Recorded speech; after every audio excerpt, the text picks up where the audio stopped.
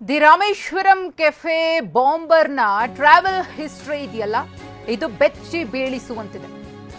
ಶಂಕಿತ ಉಗ್ರನ ಟ್ರಾವೆಲ್ ಹಿಸ್ಟ್ರಿಯೇ ಬೆಚ್ಚಿ ಬೀಳಿಸುವಂತಿದೆ. ರಾಮೇಶ್ವರಂ ಕೆಫೆಗೆ ಬಾಂಬ್ ಇಟ್ಟು ಬಸ್ನಲ್ಲಿ ಪ್ರಯಾಣ, ಗೊರಗುಂಟೆಪಾಳ್ಯ ಬಳಿ ಬಸ್ ಹತ್ತಿರುವ ಬಗ್ಗೆ ಮಾಹಿತಿ ಇದೆ. ಬೆಂಗಳೂರು ಹುಮ್ನಾಬಾದ್ ಬಸ್ನಲ್ಲಿ ಪ್ರಯಾಣಿಸಿರುವ ಶಂಕೆ ವ್ಯಕ್ತವಾಗ್ತಾ ಇದೆ. ಮಾರ್ಚ್ 1 ಸಂಜೆ 4:33ಕ್ಕೆ ತೆರಳುವಂತಹ ಬಸ್ ಇದು. ಕಳ್ಳಂಬೆಳ್ಳ ಟೋಲ್ ಅನ್ನ ದಾಟಿರುವಂತಹ ಸರ್ಕಾರಿ bus number KA 38F1235 KSRTC bus toll ದಾಟಿರುವ ಸಿಸಿಟಿವಿ ಫೋಟೋ TV9ಗೆ ಲಭ್ಯವಾಗಿದೆ.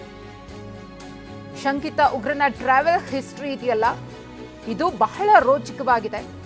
ಪಕ್ಕಾ ಪ್ಲಾನ್ ಮಾಡಿಕೊಂಡು ಯಾರ ಕೈಗೂ ಕೂಡ ತಗಲಾಕೊಳ್ಬಾರದು ಅಂತ ಹೇಳಿನೇ ಸಾಕಷ್ಟು ಸ್ಟ್ರಾಟಜೀಸ್ ಅನ್ನ ಆತ ಯೂಸ್ ಮಾಡಿರೋದು ಇಲ್ಲಿ ಗೊತ್ತಾಗ್ತಿದೆ. ಸರಿಯಾದ ಸಮಯಕ್ಕೆ ಆತ ರಾಮೇಶ್ವರಂ ಕೆಫೆಗೆ ಬರ್ತಾನೆ. ಟೈಮಿಂಗ್ಸ್ ಅನ್ನ ಪಕ್ಕಾ ಫಾಲೋ ಮಾಡಿದ್ದಾನೆ, ಟೈಮರ್ ಫಿಕ್ಸ್ ಮಾಡಿದ್ದಾನೆ ಬಾಂಬ್ಗೆ.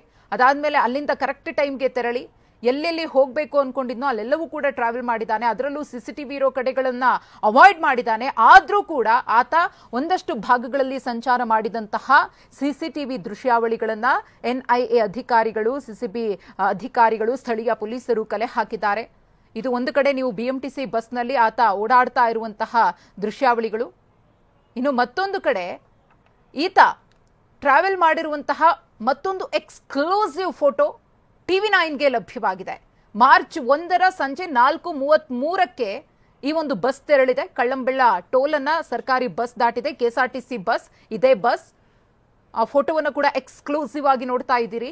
KA 38F1235 ನಂಬರ್ನ KSRTC ಬಸ್ನಲ್ಲಿ ಆತ ಹೋಗಿರುವಂತಹ ಶಂಕೆ ವ್ಯಕ್ತವಾಗ್ತಾ ಇದೆ. ಈ ಒಂದು ಬಸ್ ತೆರಳಿದಂತಹ ಜಾಗದಲ್ಲಿ ಎಲ್ಲೆಲ್ಲಿ ಸಿಸಿಟಿವಿಗಳನ್ನ ಅಳವಡಿಸಲಾಗಿತ್ತೋ ಅಲ್ಲಿನ ಒಂದಷ್ಟು ಫುಟೇಜ್ಗಳನ್ನ ಕೂಡ ತನಿಖಾ ಅಧಿಕಾರಿಗಳು ಕಲೆ ಹಾಕಿದ್ದಾರೆ. ಅದರ ಆಧಾರದ ಮೇರೆಗೆ ಇದೀಗ ತನಿಖೆಯನ್ನ ಚುರುಕುಗೊಳಿಸಿದ್ದಾರೆ. ಈ ಕುರಿತು ಮತ್ತಷ್ಟು ಮಾಹಿತಿಯನ್ನ ಕೊಡ್ತಾರೆ ನಮ್ಮ ಪ್ರತಿನಿಧಿ ಶಿವಪ್ರಸಾದ್. ಈತನ ಟ್ರಾವೆಲ್ ಹಿಸ್ಟ್ರಿ ಇದೆಯಲ್ಲ, ಇದು ಕೆದಕಿದಷ್ಟು ಸ್ಫೋಟಕ ಮಾಹಿತಿಗಳನ್ನ ಬಿಚ್ಚಿಡ್ತಾ ಇದೆ. ಆತನ ಟ್ರಾವೆಲ್ ಹಿಸ್ಟ್ರಿಯು ಕೂಡ ಬೆಚ್ಚಿ ಬೀಳಿಸುವಂತಿದೆ. ಯಾರ ಕೈಗೂ ಸಿಗಬಾರ್ದು ಅಂತ ಹೇಳಿ ಪಕ್ಕಾ ಪ್ಲಾನ್ ಅನ್ನ ಮಾಡಿಕೊಂಡು ಎಲ್ಲರ ದಿಕ್ಕು ತಪ್ಪಿಸುವಂತಹ ಕೆಲಸವನ್ನ ಮಾಡಿರೋದು ಗೊತ್ತಾಗ್ತಾ ಇದೆ. ಸದ್ಯಕ್ಕೆ ಲಭ್ಯವಾಗ್ತಾ ಇರುವಂತಹ ಮಾಹಿತಿ ಮತ್ತಷ್ಟು TV9ಗೆ ಲಭ್ಯವಾಗಿರ್ತಕ್ಕಂಥ ಫೋಟೋ ನೀವು ಗಮನಿಸಬಹುದಾಗಿದೆ. ಆತ ರಾಮೇಶ್ವರಂ ಕೆಫೆ ಸ್ಫೋಟ ಪ್ರಕರಣಕ್ಕೆ ಸಂಬಂಧಪಟ್ಟಂತೆ ಆತ ಟ್ರಾವೆಲ್ ಮಾಡಿರ್ತಕ್ಕಂಥ ಟ್ರಾವೆಲ್ ಹಿಸ್ಟರಿಯನ್ನ ಗಮನಿಸೋದಾದ್ರೆ ಆತ ಎಲ್ಲೂ ಕೂಡ ಖಾಸಗಿ ವಾಹನಗಳನ್ನ ಬಳಕೆ ಮಾಡಿಲ್ಲ, ಅಥವಾ ಓಲೋ ಊಬರ್ ಇದೇ ಕೇಳಿದಂತೆ ಯಾವುದೇ ರೀತಿಯ ಖಾಸಗಿ ಕ್ಯಾಬ್ಗಳನ್ನು ಕೂಡ ಬಳಕೆ ಮಾಡಿಲ್ಲ. ತನ್ನ ಟ್ರಾವೆಲ್ಗಾಗಿ ಆತ ಸಾರ್ವಜನಿಕ ಸಂಪರ್ಕ ವೆಹಿಕಲ್ ಗಳನ್ನ ಯೂಸ್ ಮಾಡಿರ್ತಕ್ಕಂಥದ್ದು, ಅಂದ್ರೆ ಪಬ್ಲಿಕ್ ಟ್ರಾನ್ಸ್ಪೋರ್ಟ್ ಅನ್ನ ಯೂಸ್ ಮಾಡಿರುವಂತದ್ದು ಗಮನಿಸಬಹುದಾಗಿದೆ. ಈ ಹಿನ್ನೆಲೆಯಲ್ಲಿ ಪ್ರತಿಯೊಂದು CC ಕ್ಯಾಮೆರಾಗಳನ್ನು ಕೂಡ ಪೊಲೀಸರು ತೀವ್ರ ಪರಿಶೀಲನೆಯನ್ನ ಮಾಡ್ತಿದ್ದಾರೆ. ಆದ್ರೆ ಆ ಒಂದು ನಿಟ್ಟಿನಲ್ಲಿ ಅಂದ್ರೆ ಯಾವುದೇ ರೀತಿಯ ಸುಳಿವು ಬಿಟ್ಕೊಡದೇ ಇರತಕ್ಕಂಥ ಹಿನ್ನೆಲೆಯಲ್ಲೇ ಪೊಲೀಸರು CCTV ಕ್ಯಾಮೆರಾಗಳನ್ನೇ ಸಾಕಷ್ಟು ಫೋಕಸ್ ಮಾಡ್ತಿರ್ತಕ್ಕಂಥದ್ದು.